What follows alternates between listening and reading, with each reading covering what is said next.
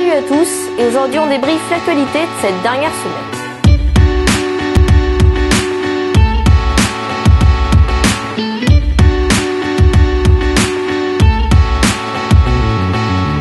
Vendredi 26 janvier, le principal syndicat des gardiens de prison, l'UFAP-UNSA Justice, a annoncé qu'il signerait les propositions du gouvernement annoncées jeudi 25 janvier qui proposaient des recrutements dans le secteur, une meilleure gestion des détenus radicalisés ou encore une meilleure sécurité. Les autres principaux syndicats, FO et la CGT, avaient refusé cet accord.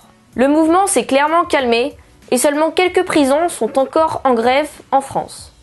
Samedi 27 janvier, une ambulance piégée a explosé près du ministère de l'Intérieur à Kaboul et a fait au moins 103 morts et 235 blessés. L'attaque a été revendiquée par des talibans, une organisation terroriste. De nombreux attentats ont eu lieu depuis quelques jours dans la capitale afghane. La justice a ouvert une enquête contre le ministre de l'Action publique, Gérald Darmanin, pour des accusations de viol datant de 2009. Il a nié ces accusations, mais cette enquête a fait pression sur le ministre. Sa démission n'est pas prévue. 4 socialistes seront candidats aux prochaines élections du premier secrétaire du PS qui auront lieu en mars prochain. Il s'agit de Stéphane Le Foll, Luc Carvounas, Olivier Faure et Emmanuel Morel. Dimanche 28 janvier, Roger Federer a remporté son 20e titre en Grand Chelem, réunissant 4 grands tournois du tennis, dont Roland Garros, en remportant l'Open d'Australie face au Croate Marin Cilic. C'est son 6e titre sur l'Open.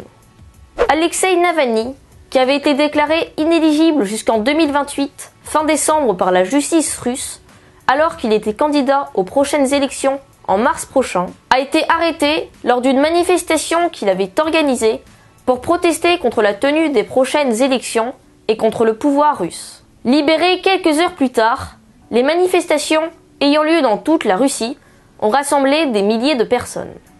Lundi 29 janvier, de nouvelles images de vidéosurveillance ont été révélées à propos de l'affaire Théo, un jeune d'Aulnay-sous-Bois, en banlieue parisienne, qui avait été violemment arrêté par des policiers en février 2017. Ces images montrent que les policiers n'ont pas baissé le pantalon de Théo, mais que ces derniers ont bien enfoncé une matraque dans l'anus du jeune garçon, le blessant grièvement. 3 des 4 policiers mis en examen dans cette affaire ont été réintégrés et le dernier est toujours mis en cause pour viol aggravé.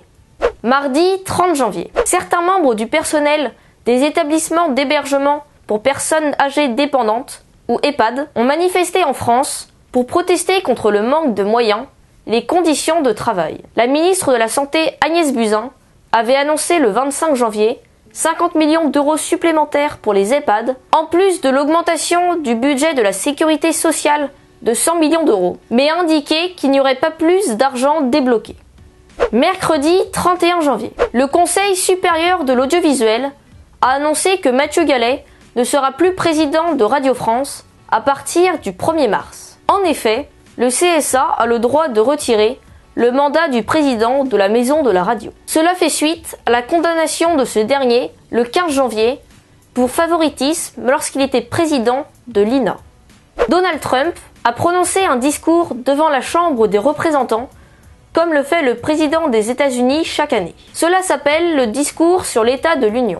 Il a appelé ses opposants, notamment les démocrates, à trouver un terrain d'entente après le shutdown d'il y a une semaine. Il s'est aussi félicité de la situation économique du pays et de sa première année à la Maison-Blanche.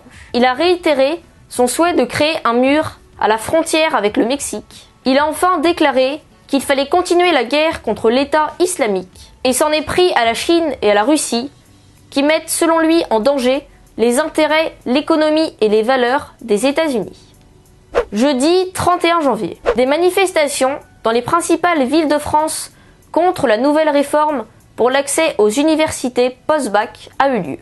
Les lycéens, étudiants et enseignants protestent notamment contre la sélection aux universités présente dans la loi qui remplace le tirage au sort. À Paris, la manifestation aurait rassemblé 10 000 personnes selon les syndicats et 2400 selon la police. Merci à tous d'avoir regardé et à la semaine prochaine.